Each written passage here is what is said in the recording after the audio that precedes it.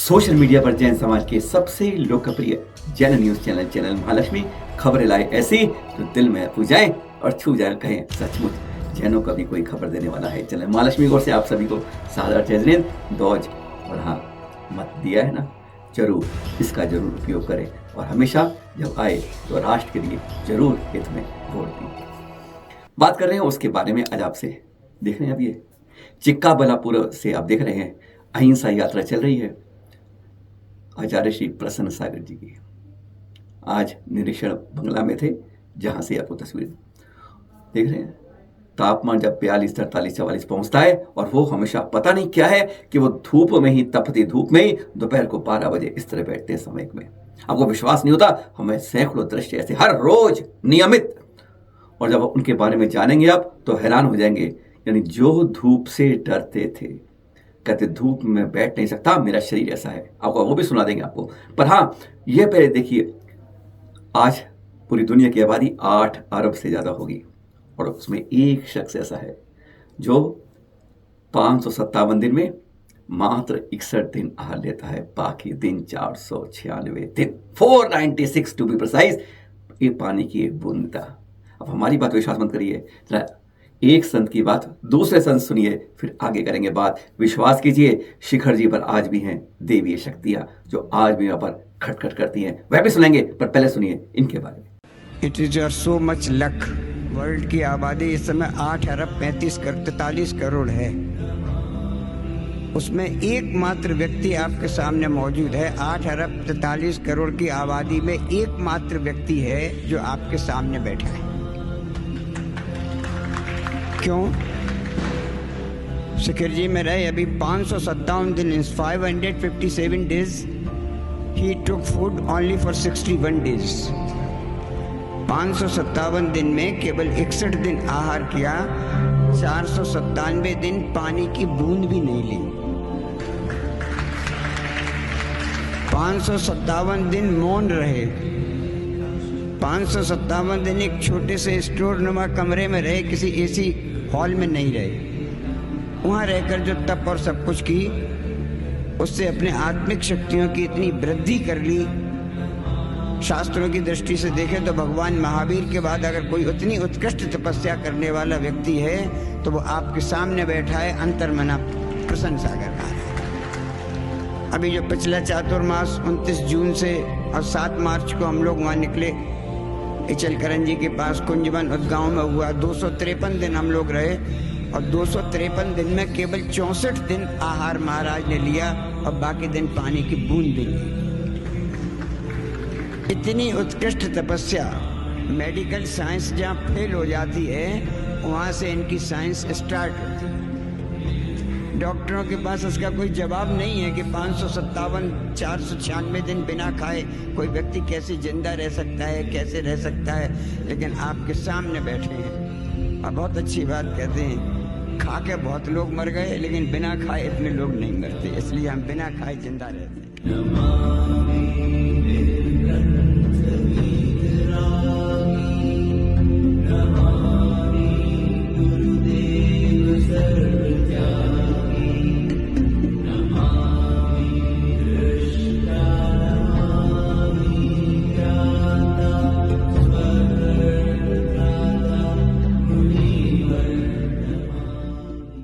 सुना आपने? हाँ, जब उनके सिंह शिवत और मौन व्रत साधना थी, ऐसा अजूबा, अरे बहुत आपने घूमते गार्डन ये पिरामिड बहुत देख लिए होंगे, पर ऐसा अजूबा आपने देखा है तो केवल दिगंबर संतों में ही मिलता है। दुनिया के सबसे बड़ा अजूबा है तो वर्तमान के दिगंबर संतों के ये अजूबे होते हैं, जिसके बारे में सचमुच अरे प्रकृति क्या, मनुष्य क्या, देवता भी उसके अंदर हैरान होकर नतमस्तक हो जाते। हाँ, देवताओं की बात कर रहे हैं, देवी शक्ति की बात। ये देख रहे हैं आप, ये जब मौन साधना थी तो चैनल महालक्ष्मी को एक अद्भुत होता था कि उन्होंने साक्षात्कार दिया। 2 घंटे 2.5 घंटे लगातार चलता रहा, हम बोलते रहे, वो लिख के जवाब मिलते रहे। एक अजूबा था ये है साक्षात्कार।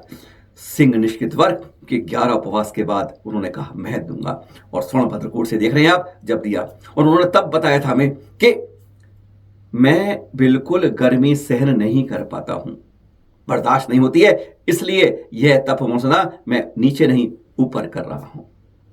और उसके बाद जब उनका मौन खुला तो हमने उनसे बात की थी।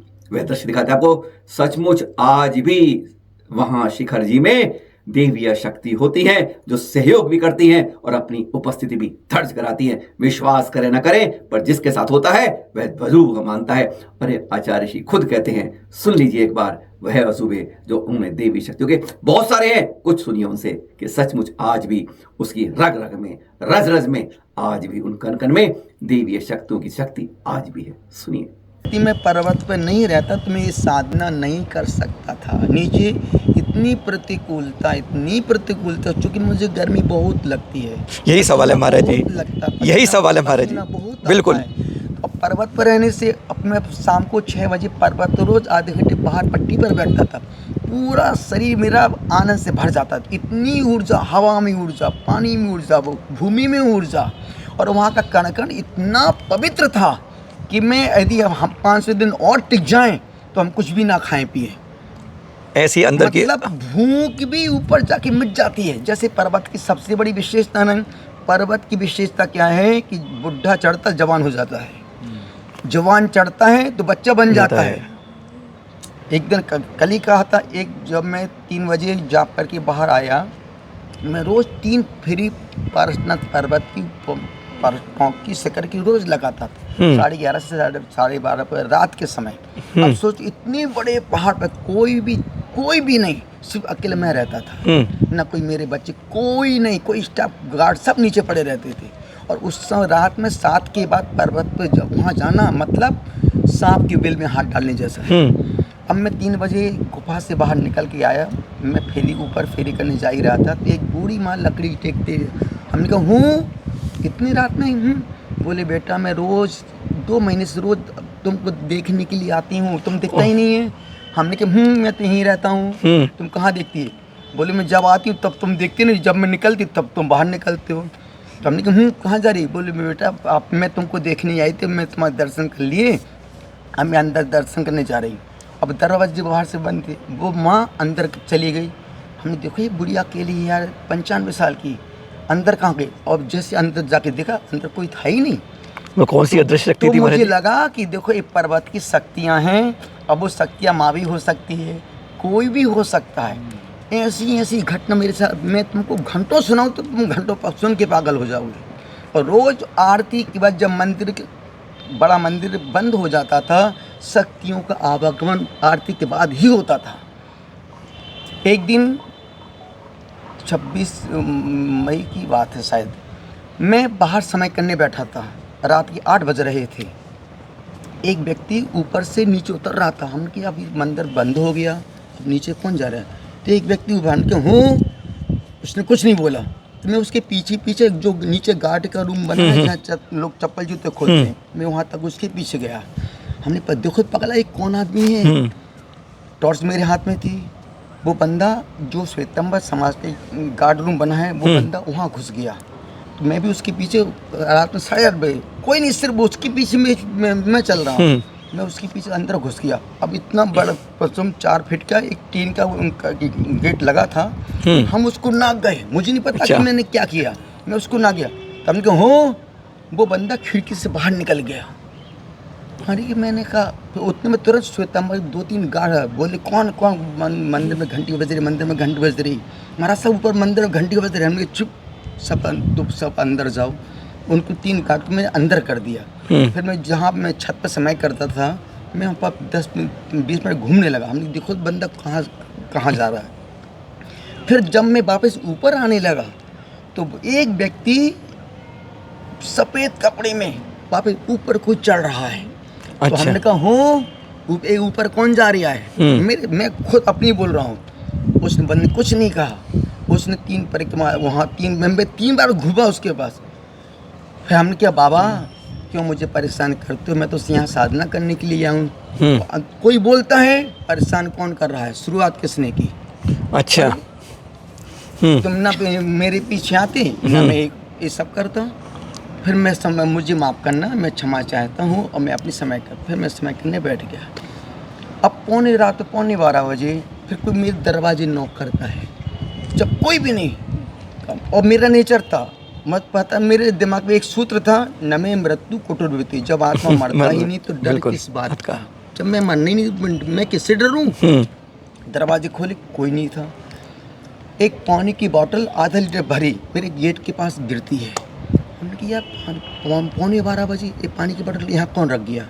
हमने उस बोतल को उठाया और पीछे नीचे फेंक दिया। फिर वही बोतल 20 मिनट बाद फिर वही बोतल गेट के पास तेज हवा में वहीं घूम रही।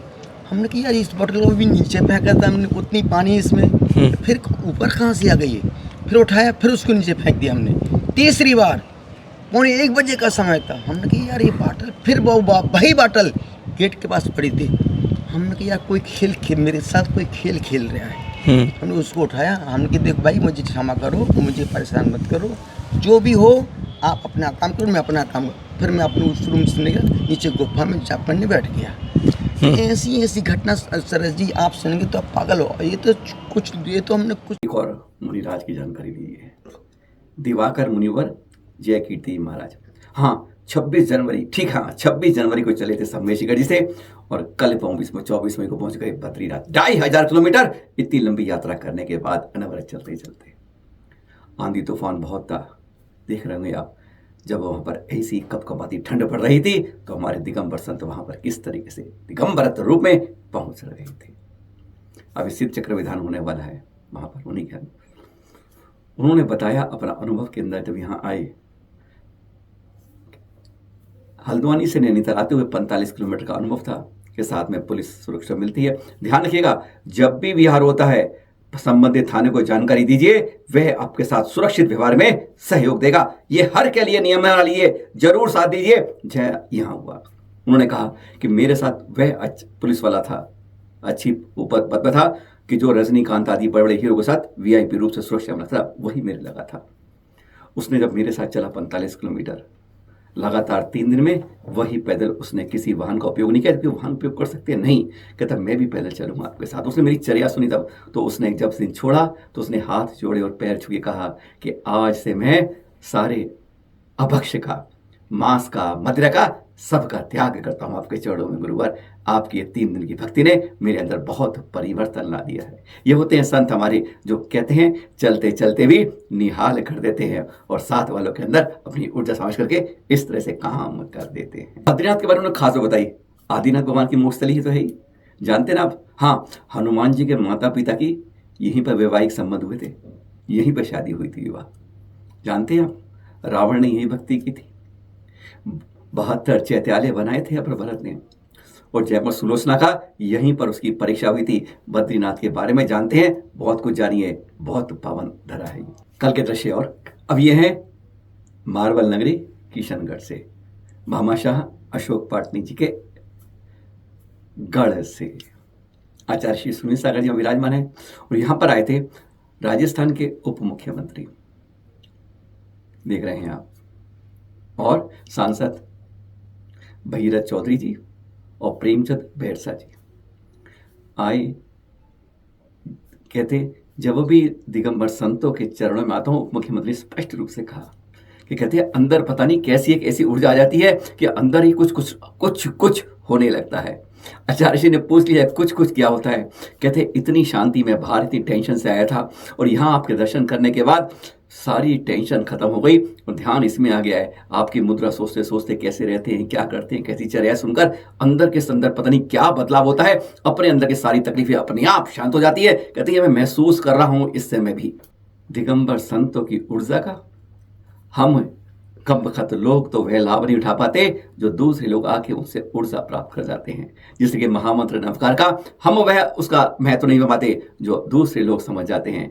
यह इसलिए बता रहे हैं आपको कि जब भी गुरु के चरणों में जाएं तो अपने अंदर की सारी गंदगी को सबको बाहर छोड़ाएं और फिर देखिए अंदर जो खाली हो जाता है तो यह आपका घड़ा किस तरह उस धरा के अंदर भरता है। वह पुण्य प्रणय जो आपके अंदर आएंगी, कहते हैं जिस तरीके से मोबाइल को चार्ज करते हो वही चार्जर है वह गुरु की भक्ति जो आपके लिए कई वर्ष तक काम करती है।